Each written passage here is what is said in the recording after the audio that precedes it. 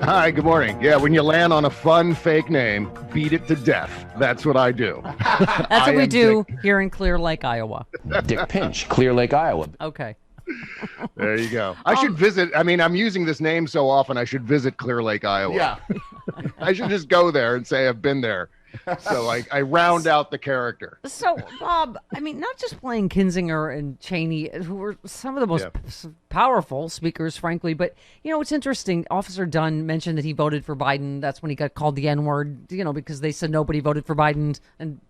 But anyway, I thought it's interesting. Officer Vernon, for one, has been clear about he's a Republican. Officer Sicknick voted for Donald Trump and his girlfriend, who's been out speaking. I mean, this should never have been, like COVID, should never have been partisan. Right? I mean, this was an attack on our Capitol. They wanted to hang Nancy Pelosi and Mike Pence. That's right. Go ahead. The difference between Officer Vernon and other Republicans is that Officer Vernon is a patriot.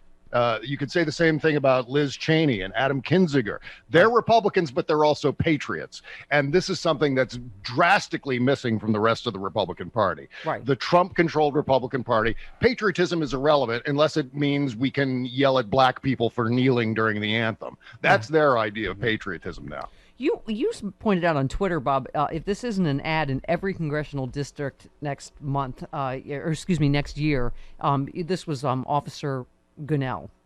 Yeah. What we were suggested that day was like something from a medieval battle. We fought hand to hand, inch by inch, to prevent an invasion of the Capitol by a violent mob intent on subverting our democratic process. My fellow officers and I were committed to not letting any rioters breach the Capitol. It was a prolonged and desperate struggle. The rioters attempted to breach the Capitol were shouting, "Trump, send us. Pick the right side. We want Trump." Yeah. I mean, you said it, Bob. You said Trump ordered an army of thugs to violently invade and occupy Congress and overturn the results of a free and fair election. Every normal politician, Democrat or Republican, should be repeating this sentence into every available microphone until justice is served.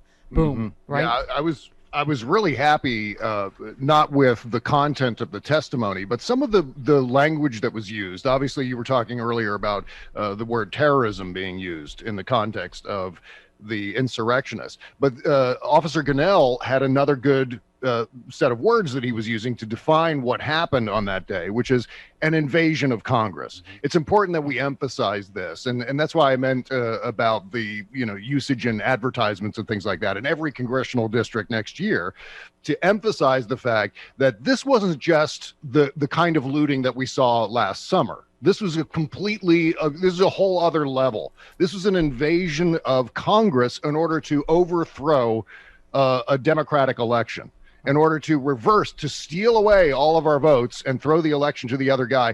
They wanted to occupy Congress, hold hostage members of Congress from both chambers, potentially assassinating members of Congress, and also at the same time possibly hanging the vice president. And so you can't possibly begin to believe the gaslighting that is coming from the red hats right now about, well, you guys did it last summer, so we just thought we'd do it at the Capitol building on the 6th.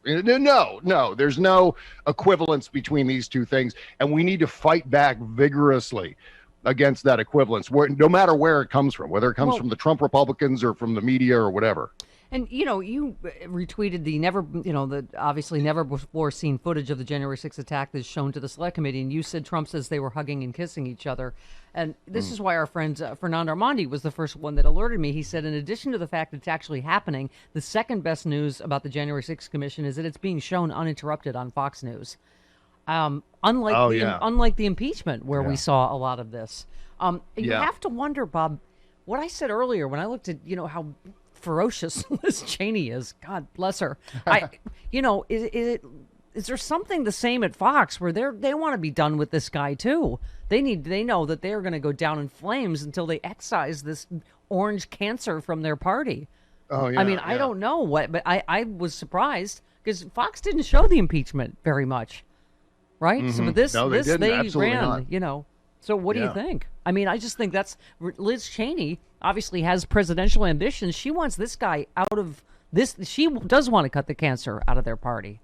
Oh, yeah. Because I think and I think maybe to an extent, and who knows what Fox is thinking, this could be temporary. I mean, Eric Boehlert was talking about the Charlie Brown thing. We don't want to run up to the football just yet. But at the same time, and not to get too dark about this, but I think they see the dark place that this is headed. You know, if Trumpism is allowed to continue to flourish, and Fox News is a big part of that. Fox News fuels Trumpism. It repeats it. It's an echo chamber over and over again, this Ouroboros of awfulness that gets churned up by Fox News Channel. And to an extent, I mean, pressing company accepted most of AM talk radio. And that really fuels it. And if you keep that moving in the direction that it's headed, we could end up in all kinds of, I mean, we're talking about not just political chaos, but societal chaos.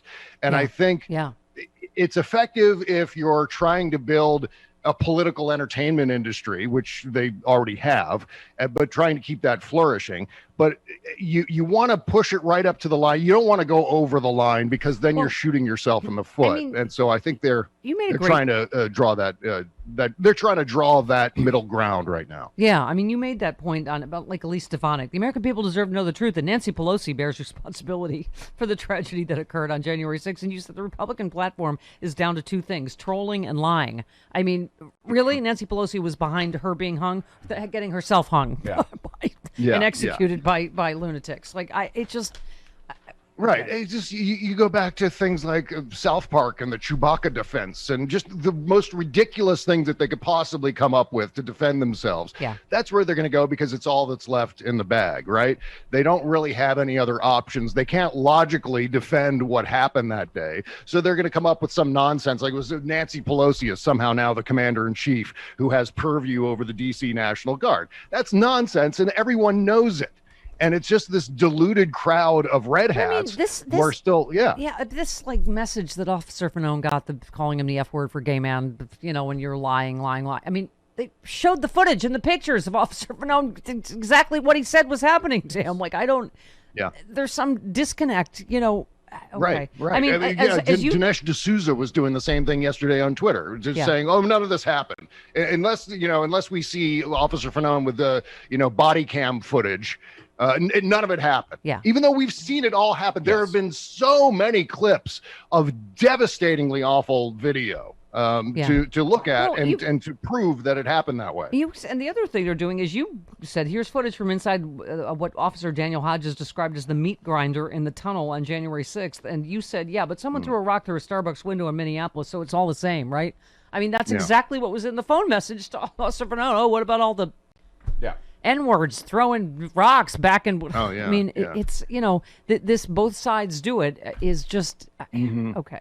And the Hodges footage of him being crushed is some of the most devastating of all the footage because that's a situation. I mean, I have terrible claustrophobia and I can't even imagine being in that place where his arms were pinned down and he's just at the mercy of human nature. That is some next level form of torture. That's like being tied down to a chair and a guy is dancing around you like Reservoir Dogs with a switchblade, right? You don't know what's going to happen next. And you can only imagine the worst because human beings in that kind of situation are prepared to, let whatever come out of their brains and destroy what's ever in front of them. And so you're Daniel Hodges and you're stuck in this melee of people going heave-ho and literally trying to crush you to death. That's exactly what was happening to him. Bob, it's interesting, the whole it was Antifa and BLM or, it was peaceful, patriots.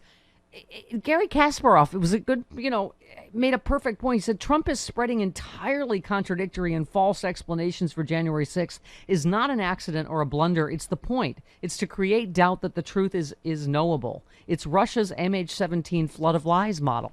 Of course. The party that loves Russia so much. This is absolutely a Russian disinformation campaign to just go, oh, it's all chaos. We don't really know what happened or who's behind what. And, yes, if it's all Antifa rioting, if it's all Antifa rioting, then none of it is. Right. That's the whole idea. If we're just going to make it all so confusing and all of the same color that, people would just get confused and annoyed and just give up. Well, it's the same as what happened last summer. Did it happen again at the Capitol? It's all the political class in this country is screwy. And so that's what people give up on this stuff. And that's the whole idea. That's the motivation behind Fox News entirely. Not to prove themselves right, but just to sow enough doubt that confuses and annoys people and gets them to give up in the process. And my favorite tweet of yours, of course, someone said, I never understand how these people sleep at night, and you said they don't, hence Jim Jordan looking like E.T. dying in the creek. I have said this first. I don't know where you end and I begin. Why is he gray? He looks like E.T. Yeah. Elliot. All of his blood has He's been gray. Yeah. And then you enjoyed Matt Gaetz and Marjorie Taylor Greene getting run out of their own press conference. You just wrote, run away. Yeah. Oh, that's just so much fun. I mean, look, God. They're trolls. That group of people, the Rodeo Clown Caucus, they are 100% trolls. This is basically another. I mean, what happened yesterday was like blocking people on your Twitter timeline. Yeah. Say, okay, I'm just going to block these trolls, and that's exactly what happened. The trolls got blocked at that press conference. Yeah. Oh my God! Between that and the guy that told Tucker Carlson off to his face and said, "You're the worst human being in the world." Oh yeah. And the guy, the caller into which show was that told Rand Paul to go himself? Yeah. Oh yeah, it was a town hall. It was fantastic. And we'll take a caller now for Senator Paul. Yeah. Senator Paul, I'd like you to go yourself. That's awesome. Just the lady was the best. All right, well, we'll just take another call then. Yeah, he was just so stunned into silence. That's what I love. I love seeing that kind of thing. Yeah. Yes, and now it's harmless. Ultimately, the caller was a harmless thing. Yeah, I'm not a big fan of accosting people in restaurants, but that was perfect. Yeah. That was ideal. After we just watched footage of January 6th. Now they'll call for us to be civil. The calls for civility are being entirely on our because we're being uncivil. Yes. Right. Okay.